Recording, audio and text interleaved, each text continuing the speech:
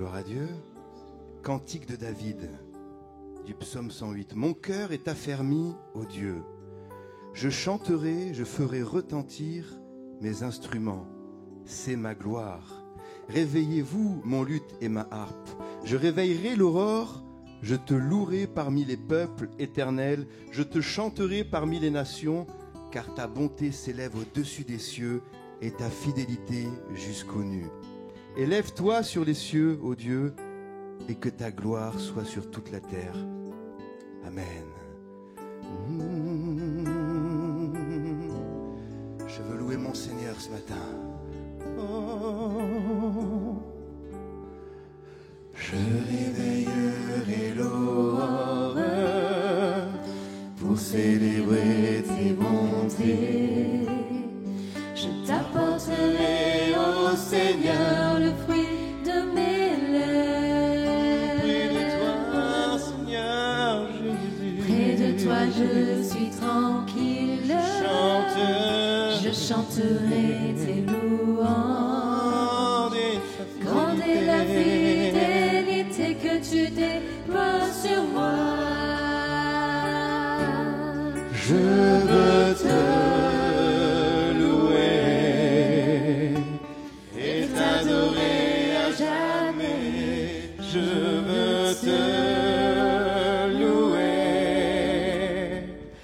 t'aimer de plus en plus. Je veux te louer et t'adorer à jamais. Je veux te louer, Seigneur. Je réveille pour célébrer tes bontés. Je t'apporterai, ô Seigneur, le fruit de mes lèvres. Près de toi je suis tranquille, je chanterai tes louanges. Grande est la fidélité que tu déploies sur moi. Je veux te louer Et t'adorer à jamais. je veux te louer, T'aimer de plus en plus. Je veux te louer. Et t'adorer à jamais.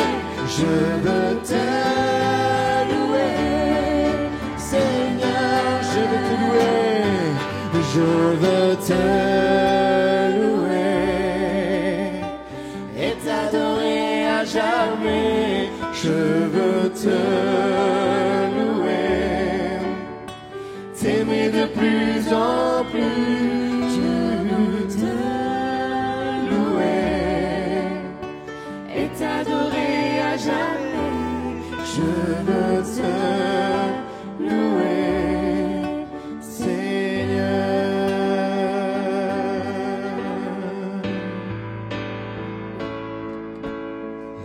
Il a fait de toi un royaume, des sacrificateurs. Il t'a fait asseoir sur le trône. Il a fait de toi un peuple de... Réjouis-toi, oui toi, peuple du Seigneur. Ton Dieu t'a visité, ton Dieu t'a visité. Réjouis-toi, peuple du Seigneur. Adore et glorifie son nom. Réjouis-toi, réjouis-toi, peuple du Seigneur. ton Dieu t'a visité. Réjouis-toi, Peuple du Seigneur, adore et glorifie son nom. il a fait de toi, il a Fait de toi un royaume. le sacrificateur. Il t'a fait asseoir sur le trône. Il a fait de toi un peuple de vainqueurs. Réjouis-toi, peuple du Seigneur, ton Dieu t'a visité. Ton Dieu t'a visité. Réjouis-toi, peuple du Seigneur. Adore et glorifie son nom. Adore et glorifie son nom. Adore et glorifie son nom.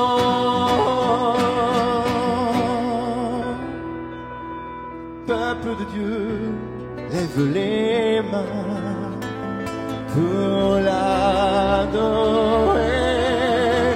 Peuple de Dieu, ouvre ta bouche, Dieu veut pas.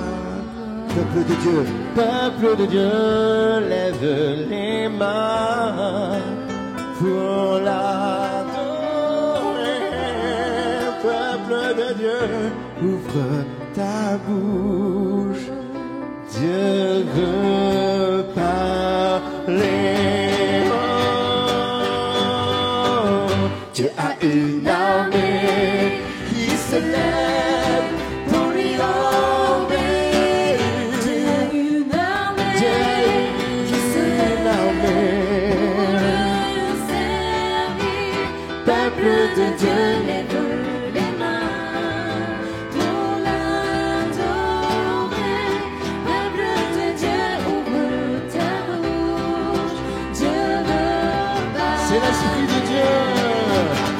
C'est l'Esprit de Dieu qui l'amène, qui mène à ses pas. C'est l'Esprit de Dieu qui entraîne au combat. Peuple de Dieu, lève les mains pour l'adorer. Peuple de Dieu, ouvre ta bouche. À l'agneau de Dieu, soit la gloire dans les lieux très hauts. à l'agneau de Dieu, La victoire, vive notre héros. Peuple de Dieu, lève les mains pour l'adorer. Peuple de Dieu, ouvre ta bouche. Dieu veut parler. Peuple de Dieu, lève les mains pour l'adorer.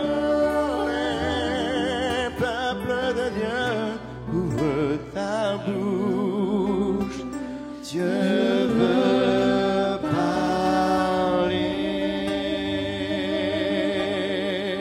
parler. Je chanterai, danserai, car le combat est celui du Seigneur. La victoire est assurée, car notre Dieu est vainqueur. Il est vivant. Je chanterai et danserai, car le combat est celui du Seigneur. La victoire est assurée, car notre Dieu est vainqueur. Le Dieu de victoire habite en moi. Le Dieu de victoire habite en moi. Je marche non par la vue, mais par la foi. Le Dieu de victoire habite en moi. Le Dieu de victoire habite en moi. Le Dieu de victoire habite en moi. Je marche non par la vue, mais par la foi. Le Dieu de victoire habite en moi. Je chanterai et danserai, car le combat est celui du Seigneur. La victoire est assurée, car notre Dieu est vainqueur. Je chanterai et danserai, car le combat est celui du Seigneur.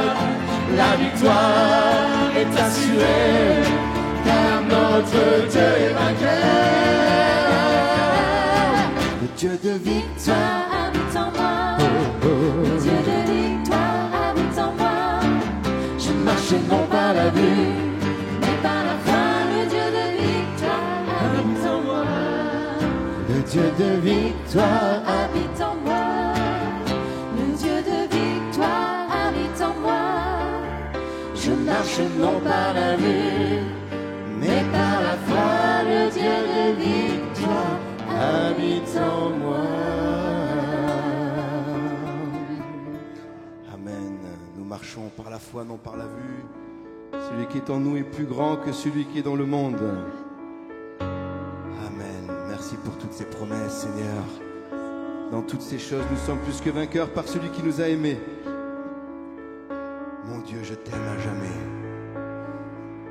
C'est peut-être un chant nouveau pour certains. Il s'apprend rapidement. Et que vous puissiez rapidement le chanter avec nous. Ma confiance est en toi, Jésus mon roi. Je m'accroche à tes promesses. Amen.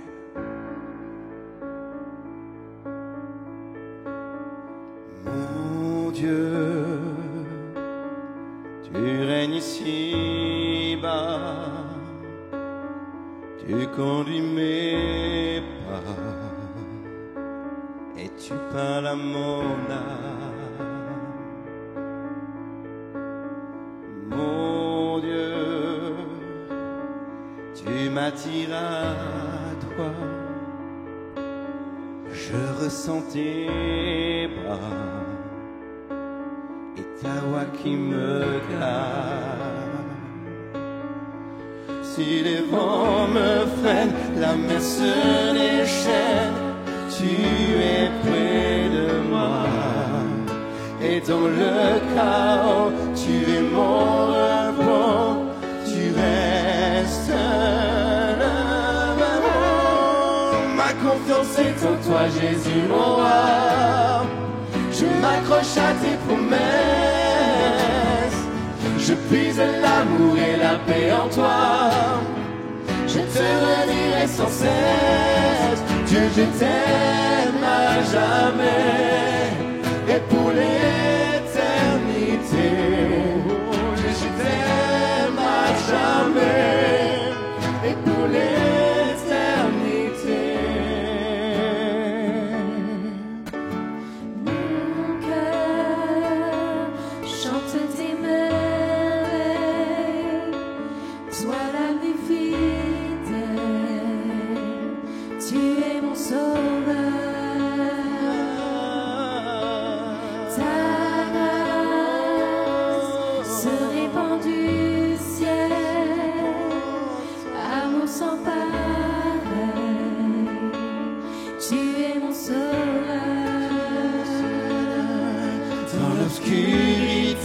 Tu viens me guider, tu marches avec moi.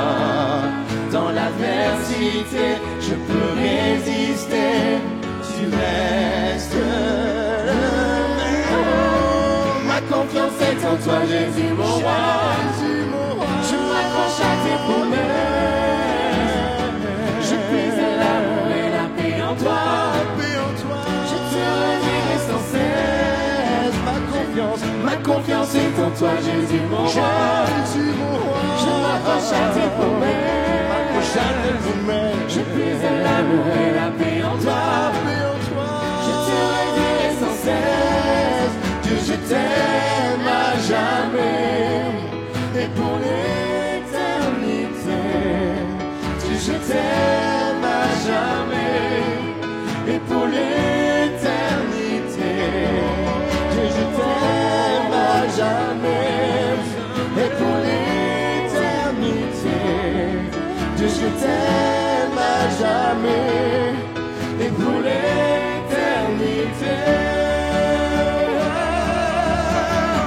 Ma confiance est en toi, Jésus mon roi.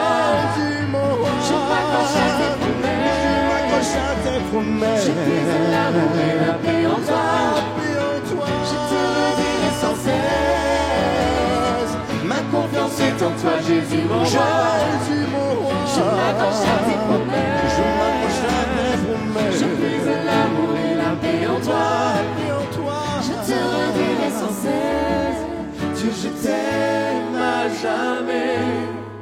Et pour l'éternité. Dieu, je t'aime à jamais.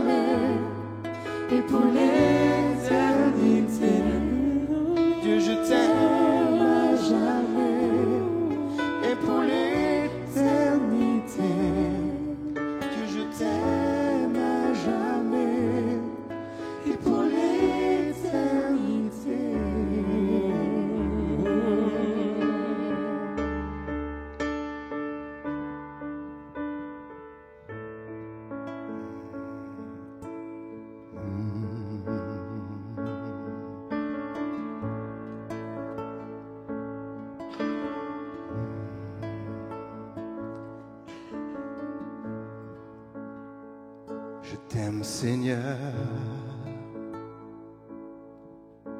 Ta bonté ne faillit jamais.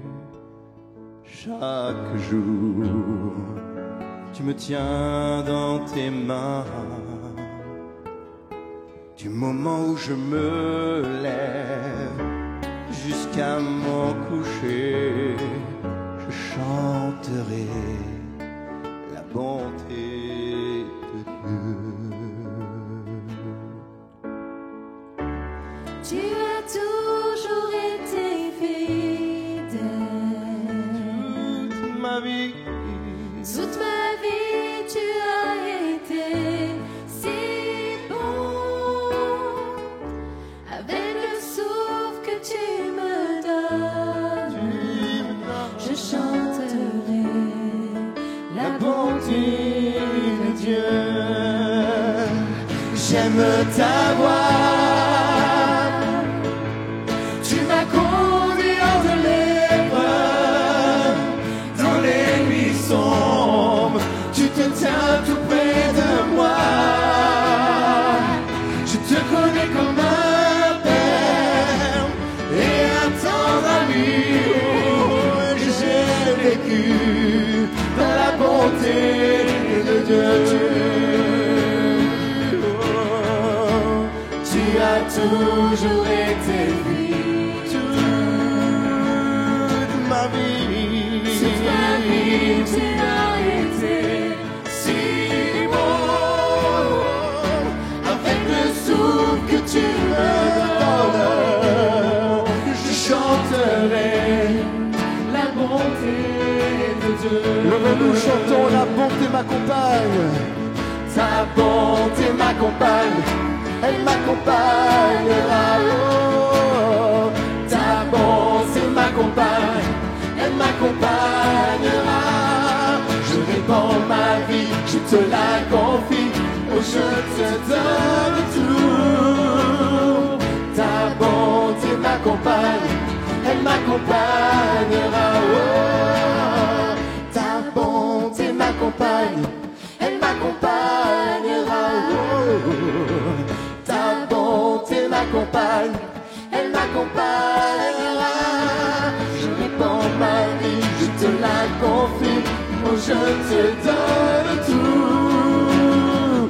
Ta bonté m'accompagne. Elle m'accompagnera. Tu as toujours été fidèle. Toute ma vie, Toute ma vie, tu as été si bon.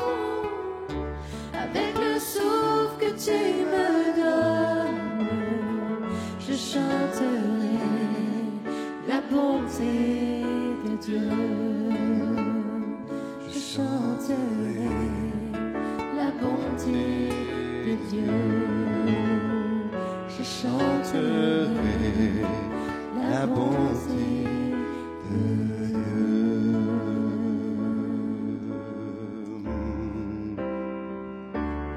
Les cieux déclarent la gloire de Dieu,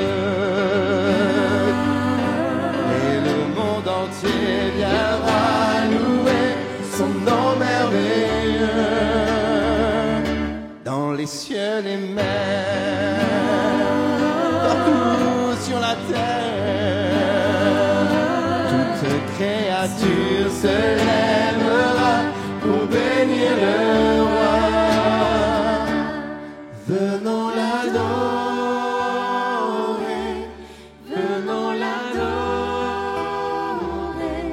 Jésus-Christ Jésus-Christ, est Seigneur.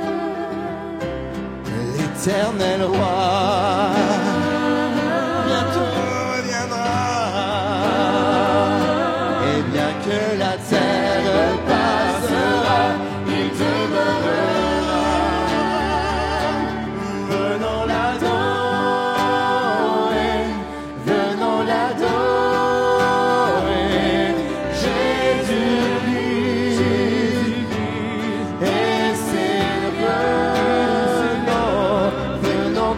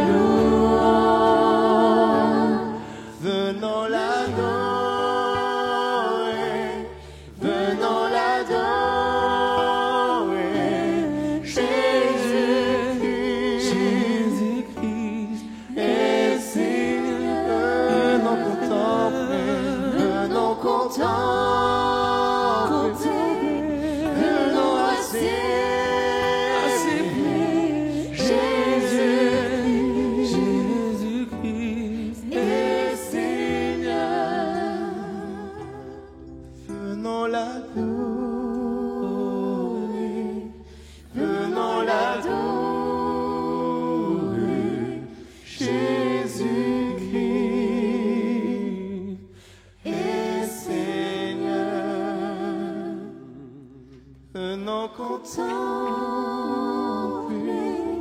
venons à ses pieds, Jésus-Christ est Seigneur. Jésus-Christ est Seigneur. Jésus-Christ est Seigneur.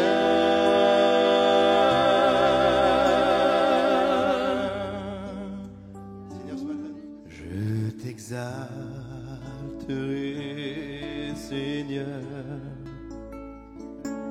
parmi toutes les nations. Je célébrerai, je chanterai ta gloire.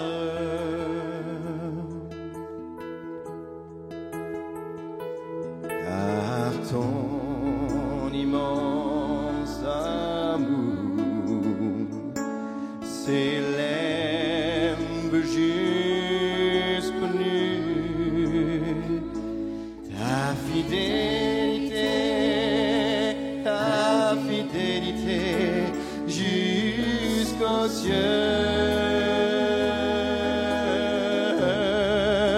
Seigneur, élève-toi au-dessus des cieux, que ta gloire emplisse l'univers. Seigneur, élève-toi au-dessus des cieux, que ta gloire emplisse l'univers.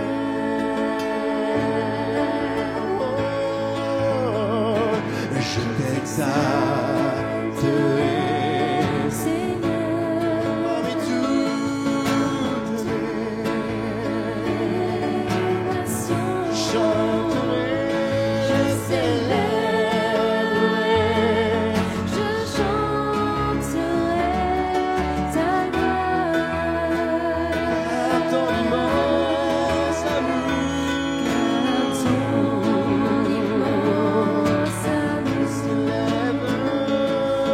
S'élève jusqu'aux nues.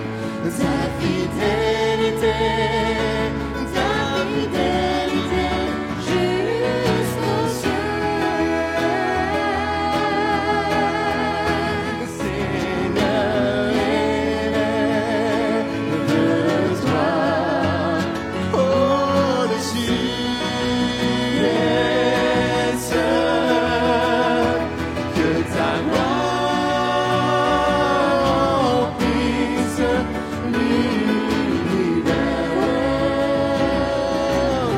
Seigneur, élève-toi au-dessus des cieux,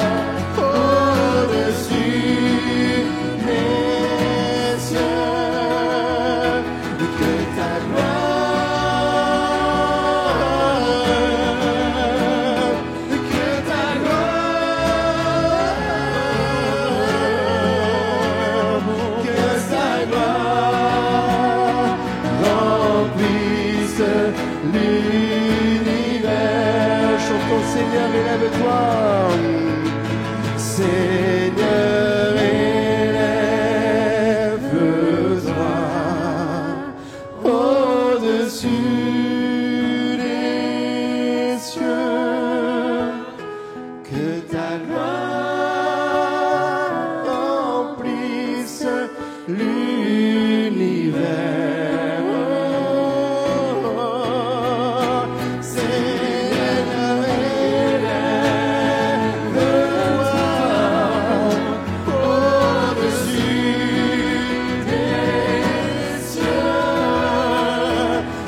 ta gloire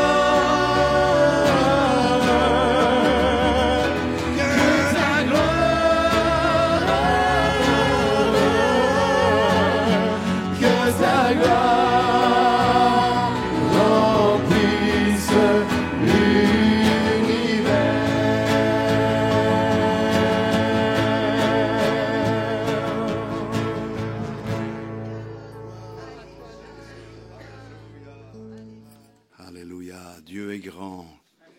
Le temps des miracles n'est pas passé. Ce que Dieu attend, c'est que nous fassions notre part. Cette part que lui ne fera pas à notre place. Que nous puissions fidèlement lui obéir simplement. Ce n'est pas une contrainte, c'est une liberté, c'est un choix. On vit la vie chrétienne dans la tranquillité d'esprit. Et ce que nous devons faire, nous devons l'accomplir. Dieu, lui, fera ce qui lui incombe. Il manifestera sa gloire. Il nous fera voir de grandes choses. Mais il ne faut pas être comme excité, comme des puces, là. Il faut être confiant. C'est dans le calme et la confiance que sera votre force. Alléluia! Que le nom du Seigneur soit béni. Soyez tous les bienvenus ce matin pour ce culte. Nous ouvrons maintenant la parole de Dieu dans le psaume 119 où nous continuons la méditation que nous avons engagée il y a déjà 2 mois, puisque nous arrivons à la 8e lettre des 22 lettres de l'alphabet hébreu, et chaque paragraphe commence par une nouvelle lettre de l'alphabet, des paragraphes de 8 versets dans le psaume 119, et chaque verset, donc les 8, commencent par la même lettre de l'alphabet. Donc nous arrivons ce matin à la lettre Het. C'est aspiré, mais comme me disait un frère, il faut aspirer. Mais je ne sais pas trop aspirer, moi, je souffle.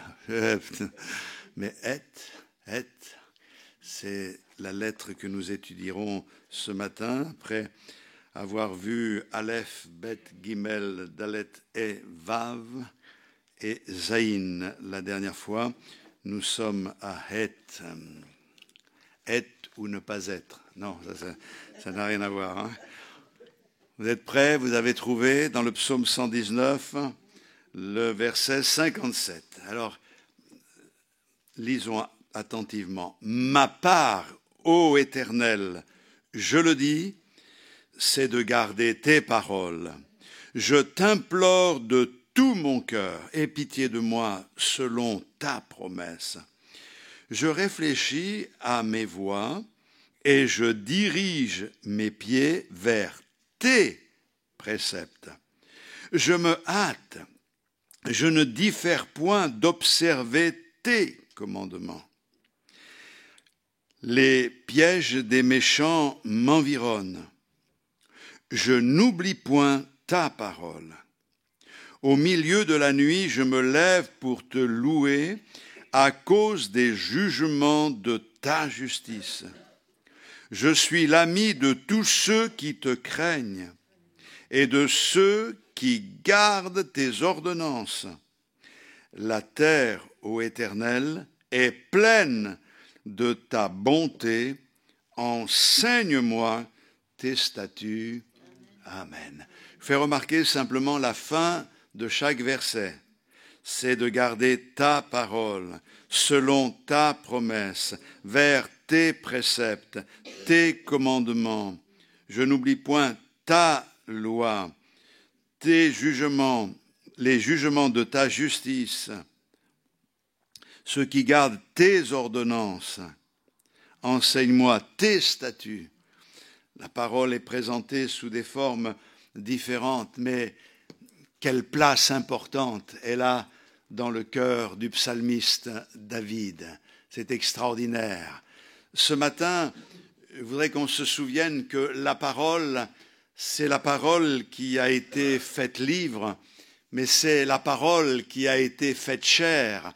Et cette parole, ce verbe, c'est Jésus-Christ. Alors, si je dois donner un thème à mon message, je dirais ce matin, ma part, c'est toi Jésus. C'est ce que tu es, c'est ce que tu dis. La foi vient de ce que l'on entend. et ce que l'on entend vient de la parole de Christ. Amen.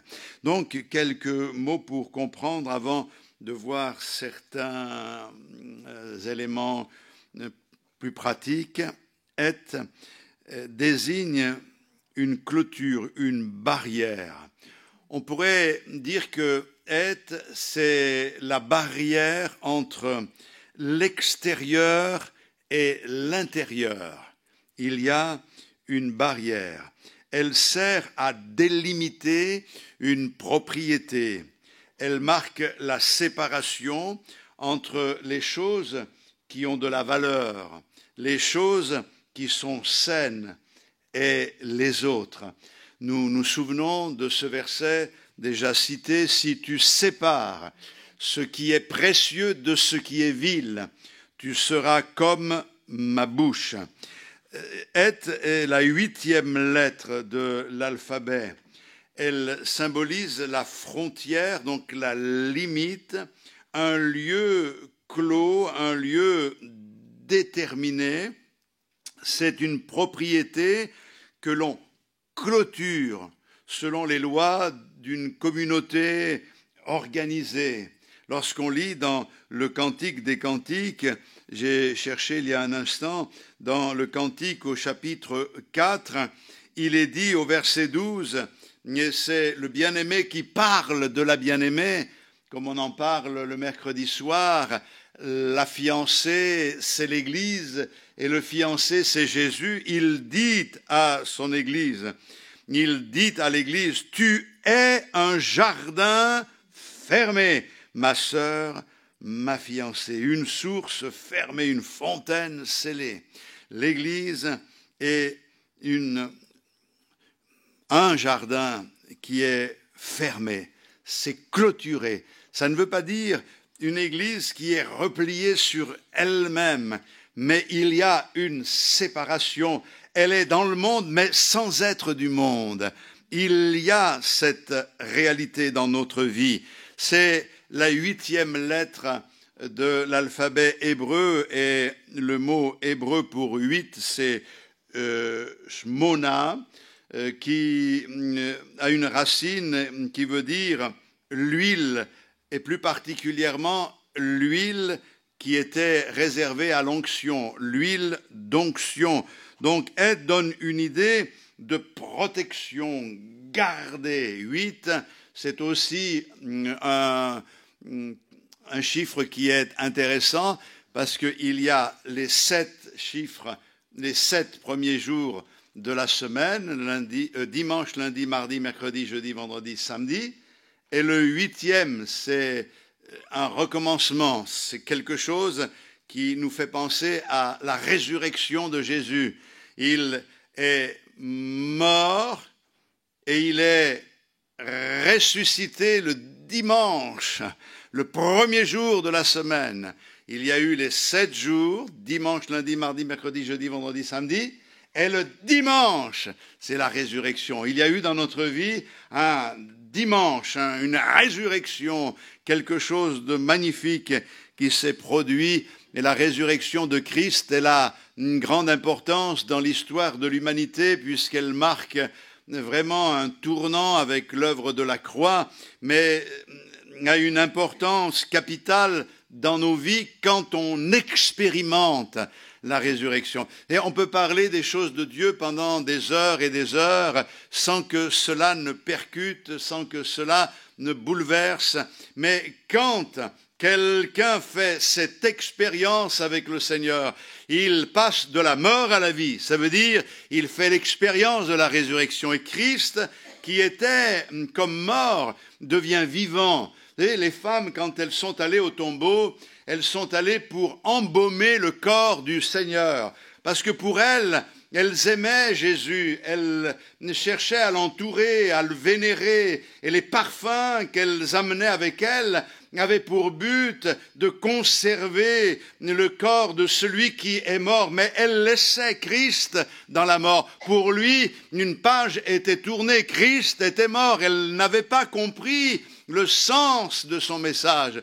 Mais quand elles sont arrivées, l'ange a dit « Pourquoi cherchez-vous parmi les morts celui qui est vivant. Et notre Seigneur, lui, est vivant, alléluia. Et nous ne cherchons pas parmi les morts, on n'est pas réunis ce matin pour lui apporter du parfum dans le sens de l'embaumer, Seigneur, et le maintenir dans la mort. Il est vivant, et comme il est vivant, il est agissant. Et dans ce moment tout simple, Dieu peut se glorifier. Il dit et la chose arrive. Le Seigneur guérit ce matin. Le Seigneur console ce matin. Il fait de grandes choses. Il réveille ta conscience. Il t'amène à réaliser l'importance de vivre avec lui une vie authentique, une vie en profondeur. Ça, c'est le miracle de la grâce de Dieu. Nous avons un Seigneur magnifique. Il suffit d'un contact avec lui pour d'un seul coup être environné de la grâce. C'est nous qui, au contact du Seigneur, repartons avec un parfum sur nous. On a été au contact du Seigneur. C'est magnifique ce qui se passe avec Jésus-Christ.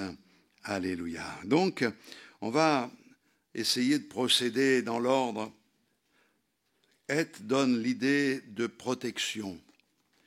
De protection déjà quant à la maison, cette barrière.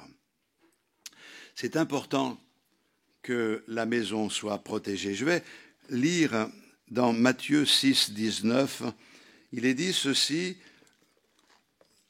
« Ne vous amassez pas des trésors sur la terre où la teigne et la rouille détruisent et où les voleurs percent et dérobent, mais amassez-vous des trésors dans le ciel où la teigne et la rouille ne détruisent point et où les voleurs ne percent ni ne dérobent. » Et dans Matthieu, un peu plus loin, au chapitre 24 et au verset 43, « Sachez-le bien, si le maître de la maison savait à quelle veille de la nuit le voleur doit venir, il veillerait et ne laisserait pas percer la maison. » Il est question ici dans ces versets de ces maisons qui sont percées par les voleurs pour qu'elles soient pillées, c'est-à-dire des brèches faites dans les murs de la maison. La maison suggère la notion du couple, de la famille, suggère l'idée du foyer en général, mais ça peut être aussi l'église locale. Le premier couple a donné le triste exemple qu'en laissant s'introduire le serpent dans le jardin et en écoutant les mensonges de celui-ci, des brèches ont été faites entre Dieu et l'homme. Quelque chose a été cassé, mais aussi entre l'homme et la femme. Ça a été la première scène de ménage, la première dispute. Et dans l'homme lui-même, il y a quelque chose qui s'est cassé. Il a commencé à éprouver de la peur. Nous nous sommes cachés. Ils avaient peur, alors que jusque-là, ils n'avaient pas éprouvé ce sentiment. La Bible dit dans Éphésiens, au chapitre 4, le verset 27, « Et ne donnez pas accès au diable. » Je veux qu'on lise une scène de l'Écriture que l'on trouve dans la Genèse. Vous allez comprendre que tout ce que je vous dis se regroupe. Au chapitre 38, c'est une scène particulière où il s'agit de la naissance de deux jumeaux, et c'est Tamar qui donne naissance à ces jumeaux. Un s'appelle Péreth et l'autre Zérak. Et il y a quelque chose que la Bible dit qui est assez surprenant. C'est le verset 27. « Quand elle fut au moment d'accoucher, Voici, il y avait 2 jumeaux dans son ventre. Et pendant l'accouchement, il y en a eu un qui présenta la main. La sage-femme la prit et y attacha un fil cramoisi en disant « Celui-ci sort le premier ». Mais il retira la main et son frère sortit. Alors la sage-femme dit « Quelle brèche tu as faite ?» Et elle lui donna le nom de Pérette. Ensuite sortit son frère qui avait à la main le fil cramoisi et lui donna le nom de Zérak. Les circonstances de cet accouchement difficile sont données par Dieu dans la parole. On peut un peu imaginer ce qui se passe à ce moment-là et la réaction de la sage-femme qui est là et qui déclare « Quelle brèche as-tu faite ?» Zérak, c'est un mot qui veut dire lumière, jaillissement, aurore.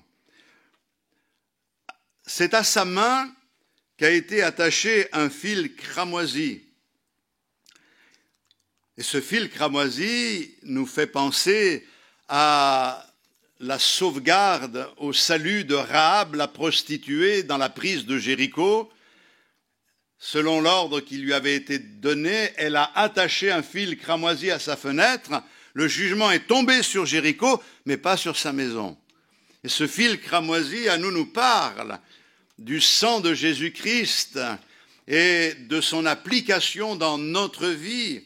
Il est bénéficiaire de la grâce de Dieu d'une manière toute particulière. Et Pérette veut dire brèche. Ça veut dire qui cherche à supplanter.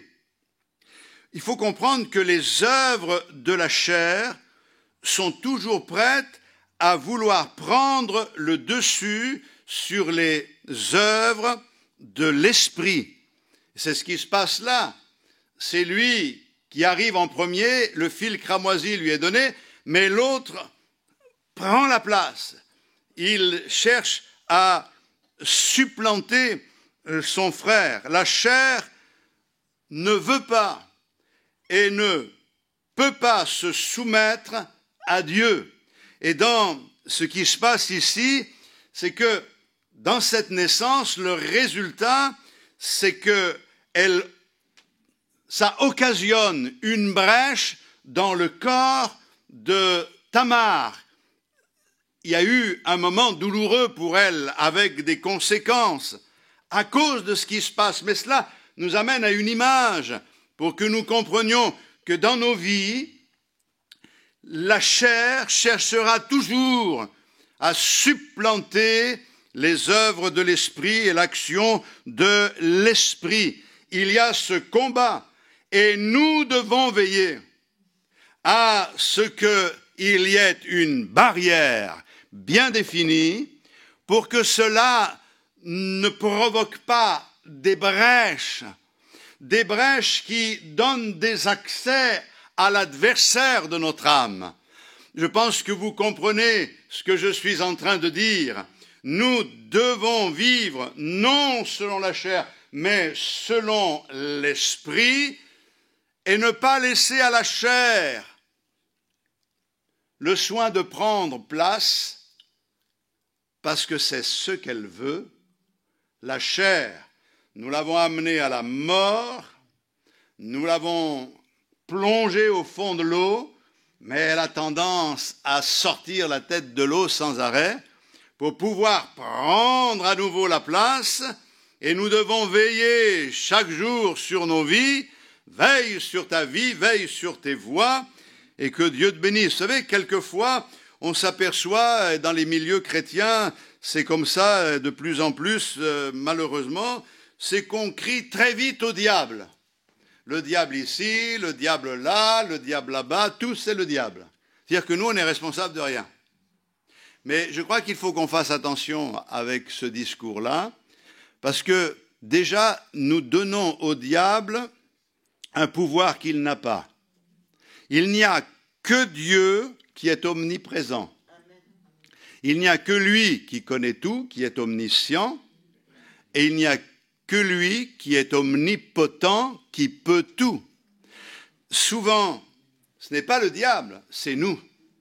C'est nous les responsables, parce que nous laissons la chair produire des brèches dans notre vie.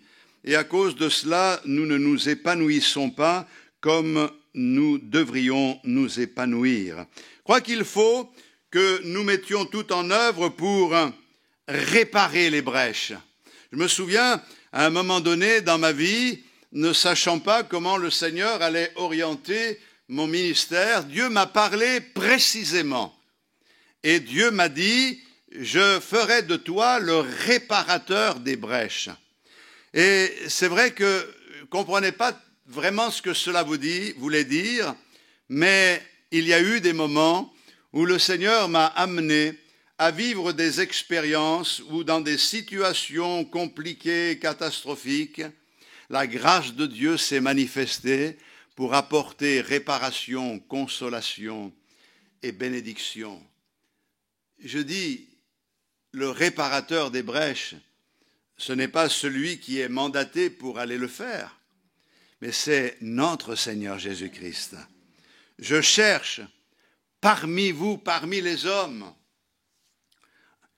je cherche un homme qui élève un mur et qui se tienne à la brèche en faveur de mon peuple. C'est-à-dire que la réparation des brèches, c'est de se tenir à la brèche. C'est de se tenir à la brèche, c'est-à-dire dans la prière, dans le combat, dans la lutte. Et la parole de Dieu dit, je cherche cet homme, mais je ne le trouve pas. Il n'a pas été trouvé. Pourquoi? Parce qu'il n'y en avait pas.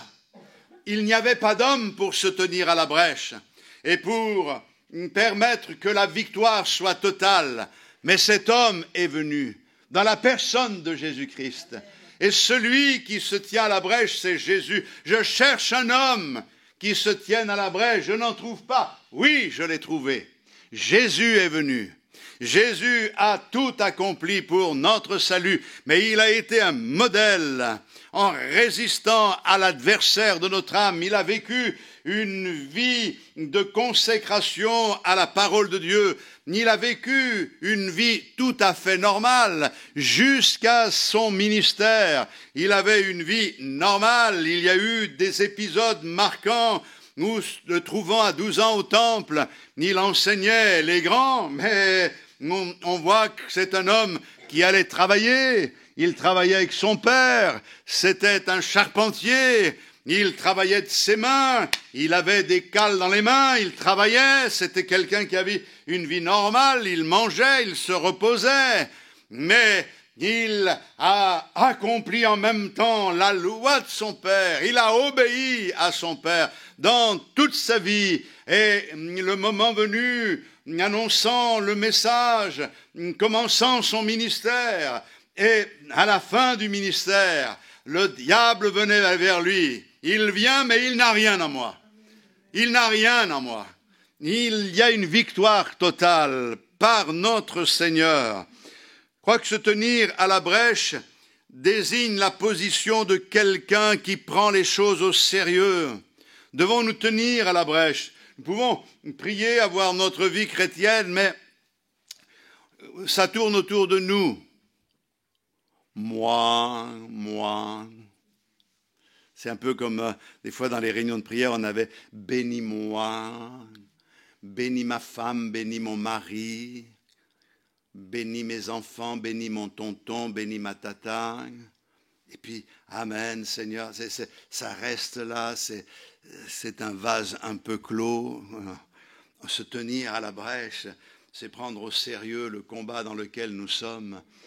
Bien sûr, priez pour votre tata et votre tonton, mais mes frères et sœurs, c'est pas ça le combat, c'est se tenir là où il y a un besoin, et intercéder, prier pour cette assemblée, prier pour les assemblées, prier pour que Dieu sauve des âmes, prier pour que là où il y a un problème, la gloire de Dieu se manifeste. Dieu est un grand Dieu puissant et magnifique.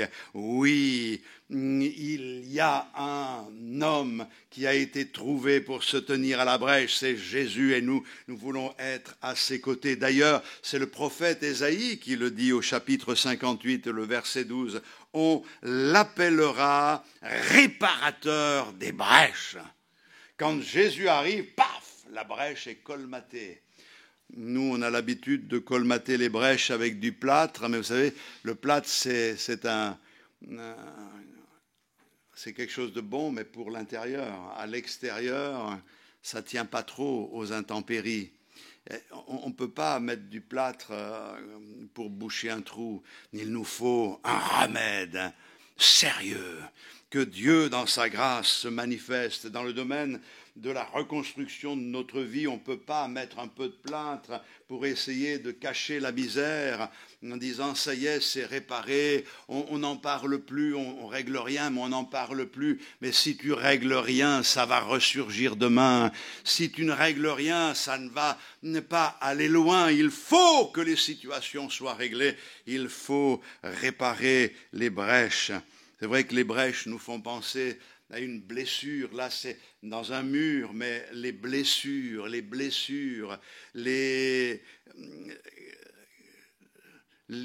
cicatrices montrent qu'il y a eu des blessures, et ça me fait penser à mon Seigneur. Vous savez, dans le prophète Ésaïe, il est parlé de ces blessures, de ces meurtrissures. Dans ces meurtrissures, nous sommes guéris. Alléluia. Et c'est vrai que les meurtrissures de Jésus, ce sont des brèches qui ont été faites dans son corps, mais ces brèches qui ont été faites dans le corps de Jésus nous apportent la guérison. Ceci étant dit, nous parle bien sûr de cette propriété qui est clôturée. Et le psalmiste dit ceci, ma part. Il a sa part. Et cette part est entourée d'un moyen de protection. Et le moyen de protection, il le trouve dans le Seigneur. Ma part, ô Éternel. Il s'adresse à Dieu parce que c'est une prière. Ma part, ô Éternel. Dieu sait ce qu'il va dire. Il sait où il en est, mais il le lui dit. Ma part, ô Éternel. Je le dis. C'est de garder ta parole. Il clôture sa part.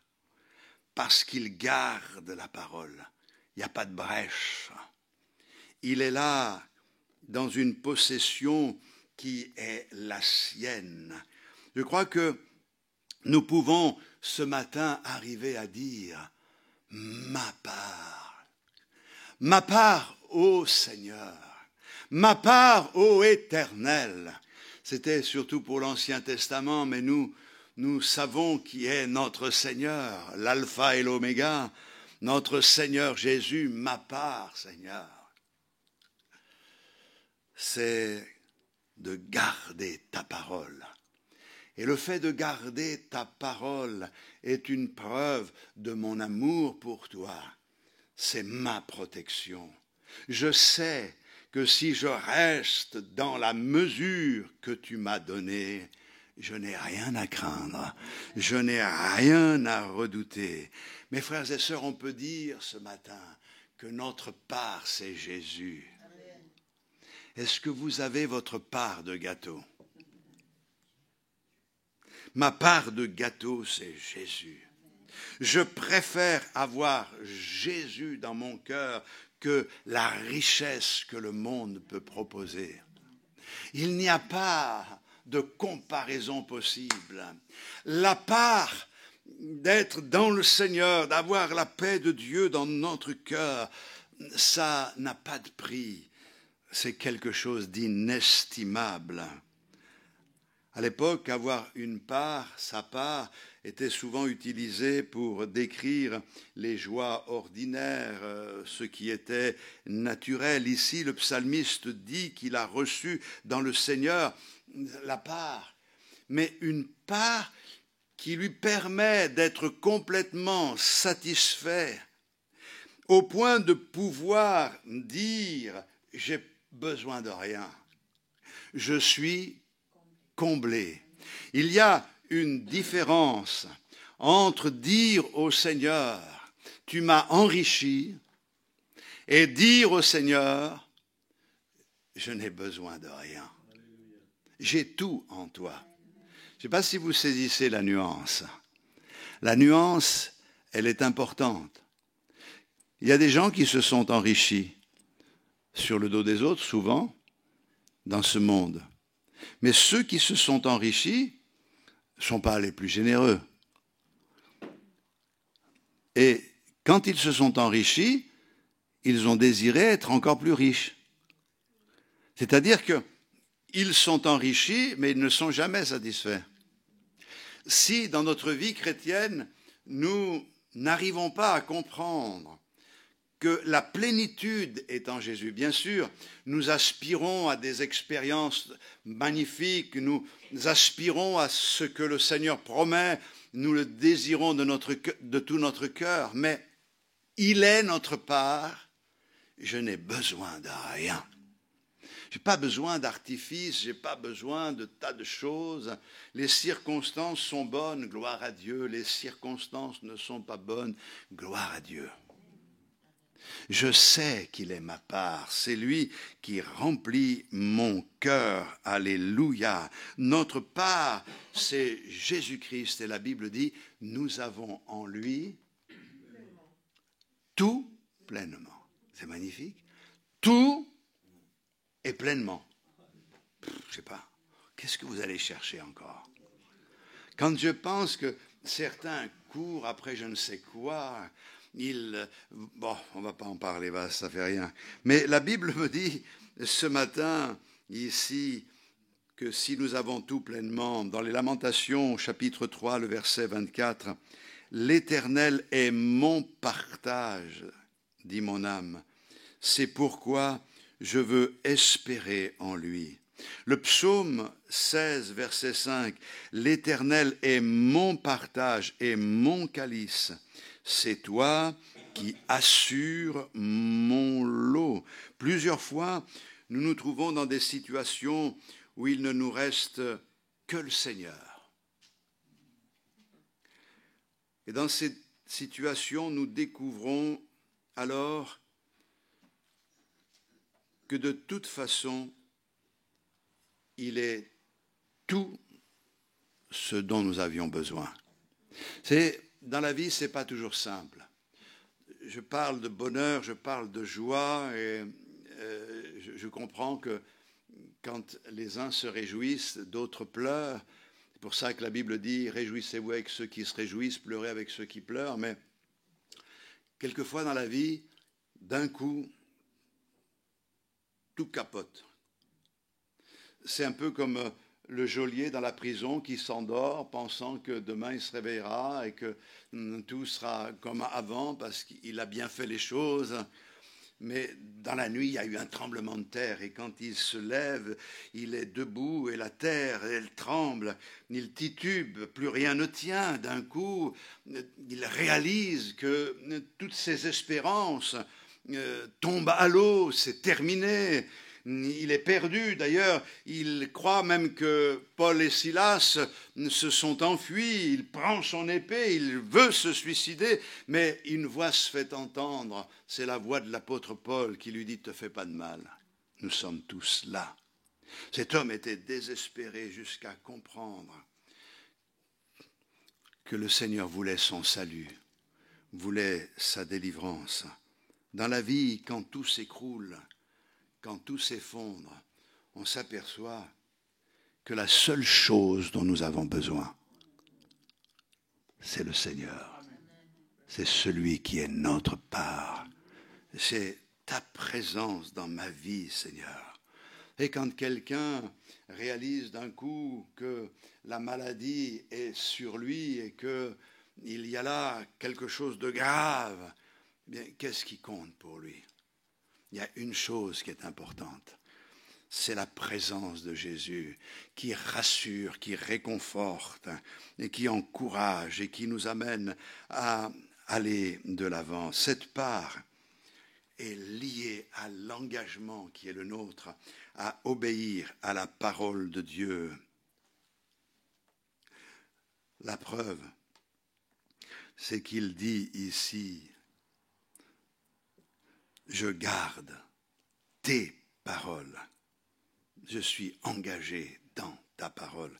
Lorsque nous nous sommes convertis après avoir entendu le message de l'Évangile et nous avons décidé de passer par les eaux du baptême, obéissant ainsi à la parole de Dieu. Cet engagement est un engagement sérieux, le baptême. Ce n'est pas quelque chose à faire à la légère. Et même si au moment du baptême, on n'a pas tout saisi, on saisit au fur et à mesure que l'on avance l'importance de cet engagement. On s'engage avec le Seigneur pour toujours. Rien ne me séparera de l'amour de mon Seigneur. Et je crois que nous devons comprendre que quand on s'engage à obéir à Dieu, on commence par le baptême, c'est l'obéissance au commandement de Dieu, et c'est le premier pas. Une fois qu'on est baptisé, les disciples avaient pour ordre d'enseigner ceux qui avaient été baptisés à observer tout ce qui est prescrit, c'est-à-dire que nous, on s'engage à obéir à la parole de Dieu, pas à autre chose. C'est pour cette raison que l'amour pour notre Seigneur et pour sa parole doivent grandir dans notre cœur. En d'autres termes, le psalmiste dit qu'il possède une part dans le royaume de Dieu. Il a compris que cette part, c'est Dieu qui lui a donné. Vous avez une part dans le royaume de Dieu. Vous le saviez, ça? Vous avez une part. Il y a pour vous une propriété clôturée. Et ça, c'est quelque chose de très important. On doit admettre, et on peut admettre, que Dieu nous a donné une part en acceptant seulement en acceptant que les autres aient aussi leur part. Et nous sommes tous au même pied d'égalité. Le psalmiste a pris possession de cette part comme on en prend possession encore ce matin, et ça se concrétise par l'obéissance. Tu m'as donné ça, alors je le garde. Quand tu t'es converti, le Seigneur t'a donné une part, il t'a donné sa parole, il t'a donné son conseil, et tu lui as dit, j'irai jusqu'au bout, je t'obéirai. On prend la Sainte Seine parce qu'on a compris l'importance de l'engagement, on renouvelle cet engagement, on dit au Seigneur, tu m'as donné cette part, je m'engage à obéir. Mais Seigneur, je suis heureux parce que c'est le défi que je relève. Je ne veux pas faire n'importe quoi de ce que tu m'as confié. Je veux le vivre pleinement. Alors, je vais aller dans Deutéronome au chapitre 22. Ce matin, je ne pourrai pas aller jusqu'au bout, mais ça ne fait rien. On pourra y revenir, on a le temps, jusqu'à ce que le Seigneur revienne, on ne sait pas quand, mais sinon on continuera dans le ciel. Hein. Mais au Deutéronome chapitre 22, verset 8, vous savez, dans la loi, il y a des choses qui sont vraiment étonnantes. Le Seigneur dit à Israël, « Si tu bâtis une maison neuve, tu feras une balustrade autour de ton toit, afin de ne pas mettre du sang sur ta maison dans le cas où il en tomberait quelqu'un. » Et le Seigneur s'occupe de tous les détails. Il dit, si tu construis une maison, parce qu'à l'époque, il y avait les toits qui étaient en terrasse, et on voit, par exemple, le paralytique, il n'y avait pas de possibilité de le faire entrer par la porte. Eux, ils sont montés sur le toit. Alors, nous, on imagine des toits comme les nôtres. Non, c'est des terrasses. Ils ont découvert le toit. Il y avait peut-être une trappe où ils ont enlevé quelque chose. Et ils ont fait descendre le paralytique par là. Mais le Seigneur dit, sur cette maison, bien, il est important que tu fasses, que tu y installes un parapet, une balustrade, une clôture. on y est en plein là dans le thème, et elle va servir de protection, cette clôture. Parce que il ne faut pas que tu sois marqué par le sang. Quelqu'un tomberait de là, ce serait terrible. Tu en aurais la marque dans ton cœur jusqu'à la fin de ta vie. Fais les choses comme je te le dis, fais-les bien. Nous aussi, nous devons comprendre de quoi il s'agit. Nous devons nous protéger. Par exemple, le verset 61 dit « Les pièges des méchants m'environnent, je n'oublie point ta loi. » Les pièges des méchants.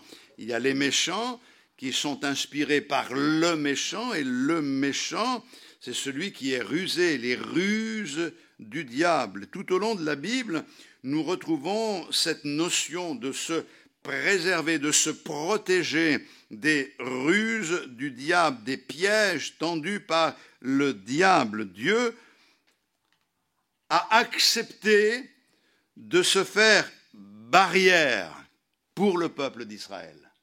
Vous connaissez son histoire? Le peuple était en Égypte et à un moment donné, après 400 ans d'esclavage, la prière est exaucée. Dieu dit à Moïse, je suis descendu pour libérer ce peuple et tu iras. On ne va pas rentrer dans tous les détails, mais Moïse va faire face à Pharaon et on voit que ce combat qui est engagé à ce moment-là montre qu'il y a entre Pharaon et Moïse une barrière, une protection. C'est cette protection qui est là. Qui aurait pu affronter le Pharaon? Vous avez entendu parler des pharaons? Mais Moïse, il va avec conviction, avec force. Il est dans les mains du Seigneur. Dieu est cette barrière. Dieu s'est fait barrière pour protéger Moïse. Ensuite, quand le peuple sort, Dieu est une barrière entre les Égyptiens qui viennent pour les tuer et eux. Il y a quelque chose qui se met là. Dieu est barrière. Et c'est vrai que lorsque ce peuple a passé les barrières, on peut voir aussi cela de cette manière-là. Lorsque le peuple a passé les barrières, c'est-à-dire qu'il est sorti d'Égypte grâce à la Pâque, ce peuple a été protégé de l'ange exterminateur, mais quand il est sorti, quand il a passé la mer Rouge, grâce à la Pâque, ça s'est accompli, ce peuple a connu la liberté. Et nous aussi, nous avons connu notre sortie d'Égypte. Nous aussi, nous avons vécu cette expérience de libération. Notre Seigneur est notre barrière, il est notre protection. C'est la vie de résurrection qui nous est communiquée dans l'expérience que nous avons faite avec le Seigneur. Nous avons vu quelque chose se produire dans notre vie, nous sommes devenus une nouvelle créature. C'est le miracle que vous avez besoin, peut-être certains, de vivre pour pouvoir comprendre et saisir les choses de Dieu. Mais si Dieu se fait barrière pour nous, nous devons nous faire barrière pour les autres. C'est-à-dire que nous devons, autour de nos maisons, construire une balustrade. Vous savez, mes frères et sœurs, l'importance de la vie de nos enfants. Sur cette maison, imaginez des enfants qui jouent sur la terrasse, il n'y a pas de balustrade. Le Seigneur a dit, il faut mettre une barrière. Nous pouvons être une barrière, un rempart pour protéger nos enfants. Comment? Par la parole de Dieu. Mais dans la maison, comment construire cette clôture? Ce n'est pas en rabâchant toujours les mêmes choses, mais c'est avant tout en vivant ce qui est écrit, en étant des modèles pour que nos enfants, même s'ils ont des choses à nous reprocher, puissent avoir au fond du cœur la pensée que ce que nous avons vécu, ce que nous leur avons dit est authentique. C'est quelque chose de réel, c'est quelque chose de vécu. Et vous savez, ça marque. Moi, pendant des années, eh bien, je savais que mes parents étaient sérieux avec les choses de Dieu, mais moi, je ne voulais pas des choses de Dieu. Et ça m'a posé problème parce que c'était un empêchement pour moi d'être complètement libre. Mais je prenais de plus en plus de liberté jusqu'au moment où, avant même ma majorité, j'avais réussi à être entièrement libre et à faire ce que je voulais. Mais lorsque, là, à ce moment-là, j'ai donné mon cœur au Seigneur, c'est là que j'ai compris combien leur vie était précieuse, combien leur témoignage était précieux, combien leur engagement dans la prière était précieux, combien tout ce qu'ils m'avaient inculqué était précieux. Et c'est là que j'ai réalisé qu'ils avaient mis une barrière. Oui, j'étais dans ma jeunesse avec des groupes, et dans ces groupes, la drogue commençait à circuler. Et je me souviens d'une expérience particulière où on m'a tendu la cigarette avec la drogue. Il y avait des pastilles aussi. J'ai mis cette cigarette à la bouche et j'ai tiré une taffe, et à ce moment-là, ma conscience m'a reprise. Et je me suis dit, ça, tu ne peux pas le faire. Tu peux faire des tas de choses, mais ça, tu n'as pas le droit de le faire. Toi, tu n'as pas le droit de le faire. Alors, j'ai dit, non, mais ça va, je ne veux pas de cette chose-là. La tentation était grande, parce que c'était constamment que ça arrivait dans ce local que nous avions, où nous passions du temps. Mais j'ai dit non, parce que ce qui avait été construit était une barrière. Et quand je me suis converti, j'ai donné gloire au Seigneur. Nous devons mettre des barrières pour protéger nos enfants. Et nous devons être aussi un rempart contre les déviations, mes frères et sœurs. C'est vrai que quelquefois ça coûte de dire les choses, parce que c'est plus facile de se fondre dans la masse que de dire ce que l'on pense. Et quand on dit ce que l'on pense et qui émane de la parole de Dieu et que ça commence à gêner, eh bien nous devenons des cibles à abattre. Mais peu importe. Je crois qu'à un moment donné, il y a des yeux qui s'ouvriront, des cœurs s'ouvriront pour comprendre que c'est uniquement sur la parole de Dieu que l'on doit construire notre vie.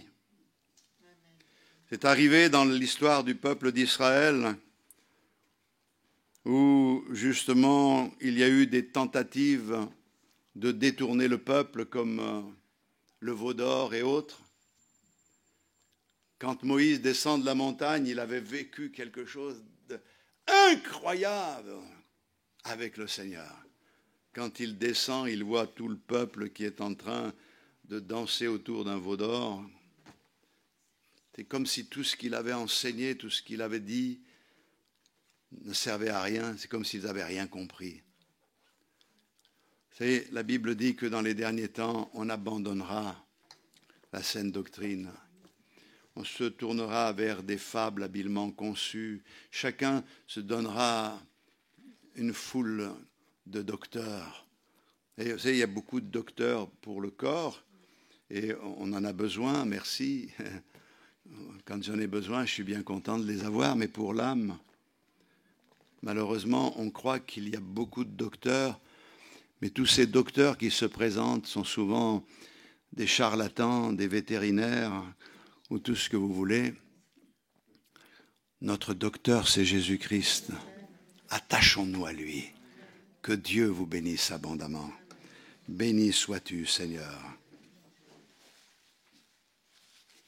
Tu es grand, Seigneur, tu es vivant, tu es tout-puissant, alléluia. Ce matin, c'est un bonheur pour moi de dire que tu es ma part. Oh Seigneur, tant de fois, je n'ai pas apprécié à sa juste valeur ce que tu es pour moi. Et ce matin, je le réalise avec mes frères et sœurs, et avec eux, je veux donner gloire à ton nom. Sois béni, Seigneur. Sois loué, Seigneur.